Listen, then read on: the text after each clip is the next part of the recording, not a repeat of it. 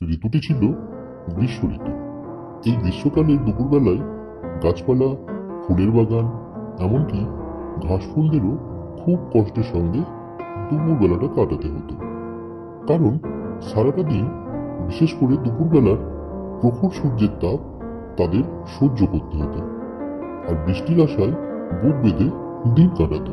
বিকেল হলেই ফুলেদের বাগানে মালি এসে জল দিয়ে ফুলেদের স্নান করিয়ে দিত। এভাবে ফুল গাছেদের ভালোই দিন কাটছিল। কিন্তু বাগানের আনাচে কানাচে অনেক ঘাস ফুল ছিল। এই ঘাস ফুলেরা ছিল ফুল গাছের থেকে অতি ক্ষুদ্র ও নগণ্য। তাই মালি এসে ঘাস ফুলেদের জল দিয়ে স্নান করিয়ে দিত না। তাই বৃষ্টির জলই ছিল তাদের একমাত্র ভরসা। উফ, সূর্যের তাপ আর সইতে পারি না। কখন যে এক ফোঁটা বৃষ্টি হবে। হ্যাঁ বন্ধু, এই সূর্যের তাপে আমাদের নরম নরম পাপড়িগুলি ঝলসে যাচ্ছে।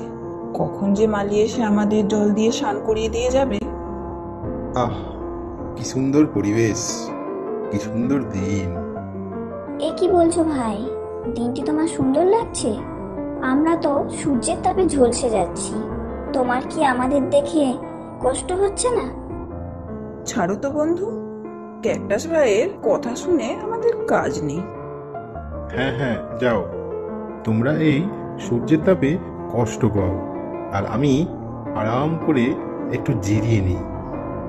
এই বলে ক্যাকটাস গাছটি আরাম করে ঘুমানোর ভাব করতে থাকে, আর ফুল গাছেদের দেখে মুচকি মুচকি হাসতে থাকে।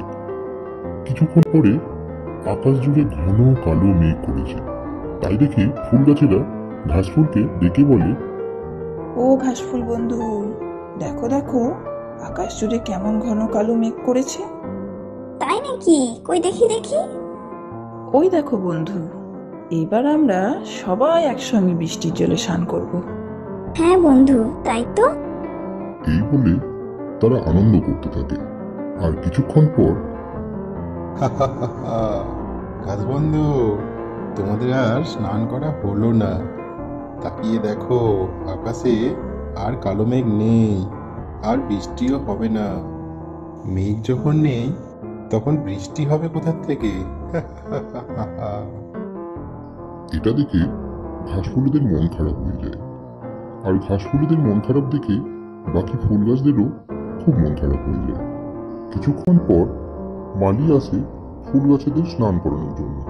আর তখনই আবারও আকাশ ঘন কালো মেঘে ঢেকে যায়, আর সাথে সাথে ঝমঝম করে বৃষ্টি শুরু হয়ে যায়। দেখি বৃষ্টি শুরু হলো যে, তাহলে আর ফুল গাছেতে জল দিয়ে লাভ নেই, যাই ফিরেই যায়। তারপর বৃষ্টির জলে ফুল গাছ ও ঘাস ফুলেরা একসাথে আনন্দ করে স্নান করতে লাগলো। ও ক্যাকটাস ভাই, বৃষ্টি জলে স্নান করবে নাকি?